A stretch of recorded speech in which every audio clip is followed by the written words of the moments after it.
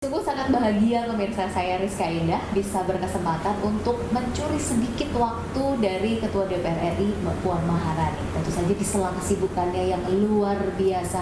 Mbak Puan, apa kabar? Alhamdulillah baik. Sehat selalu, tetap fit dengan segala aktivitasnya, Masya Allah. Kalau saya lihat tadi serentetan agendanya itu luar biasa ya. Insya Allah. Dari pagi sampai ketemu pagi lagi gitu.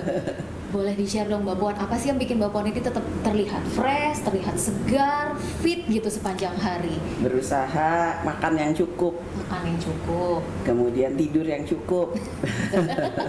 Dan yang terakhir semangat. Semangat ya, tetap semangat ya. Harus semangat. Di sela-sela agenda masih menyempatkan untuk merem sedikit gitu? Ya harus ya. Tapi saya biasanya cukup tidur malamnya aja. Jadi dipaksa untuk tidur malamnya supaya di sela-selanya nggak perlu merem karena nggak ada waktu buat merem. Nggak ada waktu buat merem. Wow, itu yang mungkin harus kita pelajari juga ya dari Mbak Puan. Baik, Mbak Puan ini kalau boleh kami menyebutkan adalah kemarin rame-rame yang kaitannya dengan kebocoran data, pencurian data gitu. Mbak Puan salah satunya yang sempat disapa oleh Bjorka. Kalau kata warganet seperti itu. Gimana Mbak Puan menanggapinya? Ya, yang pertama bahwa perlindungan teknologi terkait cyber di Indonesia ini harus terus diperkuat. Dan di DPR ini kan akan ada disahkan dalam waktu dekat ini undang-undang perlindungan data pribadi. Walaupun mungkin itu tidak bisa secara maksimal melindungi, namun paling tidak Indonesia akan sudah punya payung hukum terkait dengan kemajuan teknologi, kemajuan cyber, namun seluruh masyarakat data-datanya itu bisa terlindungi.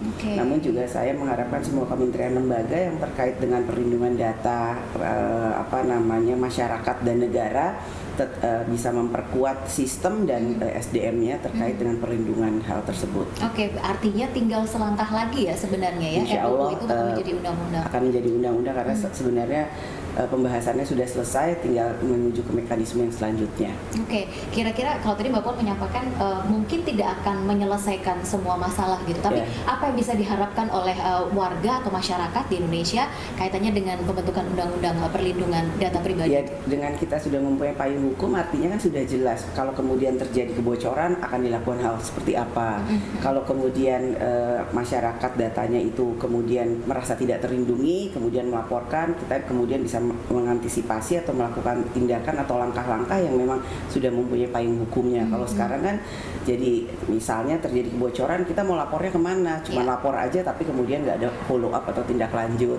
Kemudian siapa yang menindaklanjuti juga sekarang masih simpang siur, apakah kemudian kepolisian ataukah kemudian BIN ataukah kemudian Kominfo dan lain-lain sebagainya. Walaupun mereka semua mempunyai sistem perlindungan, namun kalau undang-undang ini sudah selesai, kami berharap bahwa akan lebih memperkuat sistem perlindungan di Indonesia terkait dengan kejahatan cyber. Artinya kalau sekarang mungkin masih lempar-lemparan ya, belum fokus kepada siapa ya, walaupun saya juga memahami bahwa semuanya berusaha untuk melindungi, tapi ya akan lebih memperkuat kalau kemudian ada undang-undangnya. Oke, sebenarnya apa sih yang menjadi concern penting gitu dari DPR kaitannya dengan perlindungan data? Tidak hanya kepada pejabat publik sebenarnya data itu dilindungi, tapi kepada seluruh masyarakat Indonesia. Ya, tentu saja menjadi concern dari DPR bahwa sekarang ini kan dengan kemajuan teknologi, semuanya itu kemudian kita sudah melakukannya itu secara digital. Nah, kemudian ini satu barang yang kemudian masih baru sebenarnya dan tidak semua orang juga bisa memahami hal tersebut dengan baik dan benar. Bahkan kita juga nggak tahu bagaimana mempergunakannya. Kemudian kalau kemudian diminta untuk mengisi suatu data digital, kemudian kita hanya tulis-tulis aja mengisi saja. Namun ternyata kalau kemudian itu bocor kan ya akan menjadi tidak mengenakan dan merugikan bagi orang tersebut atau masyarakat kalau datanya itu kemudian bocor kemana-mana, karena data pribadi adalah data yang memang hanya milik pribadi dan hanya bisa dipergunakan atas seizin oleh orang tersebut.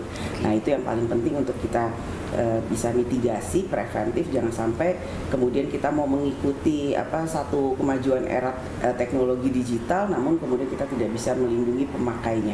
Siap, tinggal selangkah lagi. Insya Allah. Kita akan menunggu benar-benar ada payung hukum yang memang melindungi seluruh data pribadi, baik itu pejabat publik maupun juga seluruh masyarakat di Indonesia.